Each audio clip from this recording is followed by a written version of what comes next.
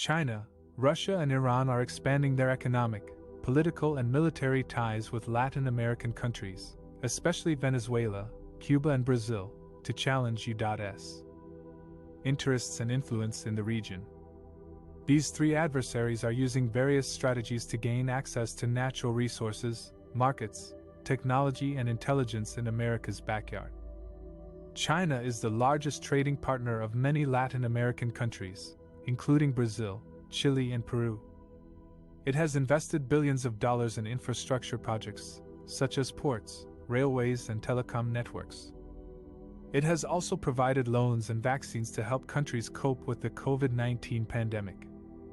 China's presence in Latin America is seen as a threat by the U.S., which accuses Beijing of engaging in debt trap diplomacy, espionage, and unfair trade practices.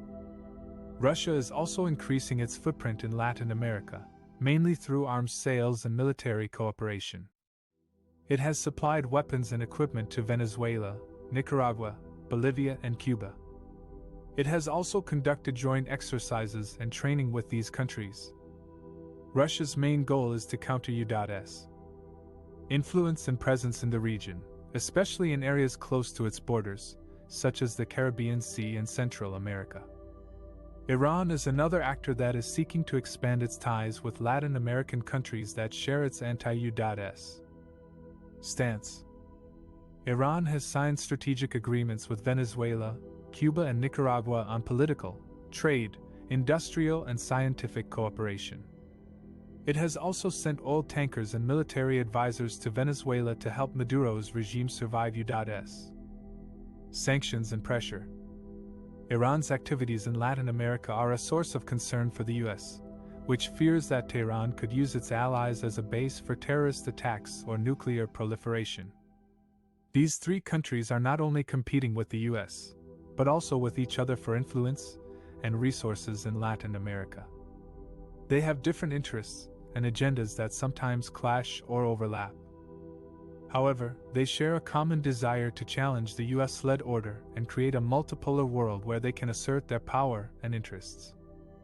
Iran has been expanding its influence in Latin America for decades, using a variety of tactics to advance its strategic interests and challenge the US presence in the region. One of these tactics is exploiting the illicit networks and ungoverned spaces in Latin America to conduct terrorist activities, evade sanctions, and establish a foothold for its proxy groups like Hezbollah. Iran has a long history of supporting terrorist attacks in Latin America, most notably the 1994 bombing of the AMI Jewish Community Center in Buenos Aires, Argentina, which killed 85 people and injured. The attack was carried out by Hezbollah operatives under the direction of Iran's intelligence service. Iran has also been accused of plotting to assassinate the Saudi ambassador to the US in 2011, using a Mexican drug cartel as a proxy. Iran and Hezbollah have leveraged their ties with criminal organizations and corrupt officials in Latin America to facilitate their operations and evade international sanctions. For example, Iran has used Venezuela as a hub for money laundering, arms trafficking, drug smuggling, and nuclear cooperation. Iran has also obtained passports and visas from countries like Bolivia, Ecuador, and Nicaragua, which have friendly relations with Tehran. Iran and Hezbollah have also exploited the religious and cultural diversity of Latin America to spread their ideology and recruit new members.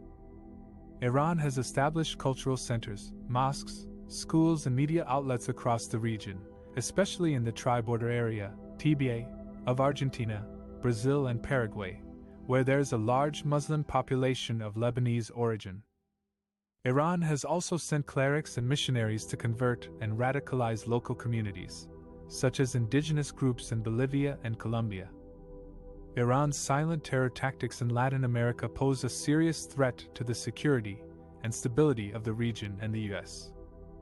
Iran and Hezbollah could use their networks and assets in Latin America to launch attacks against U.S. interests or allies, or to facilitate the transfer of weapons of mass destruction or ballistic missiles. Iran could also use Latin America as a bargaining chip or a pressure point in its negotiations with the U.S. over its nuclear program or other issues. Therefore, It is imperative that the US and its partners in Latin America work together to counter Iran's malign activities and prevent it from gaining more ground in the region.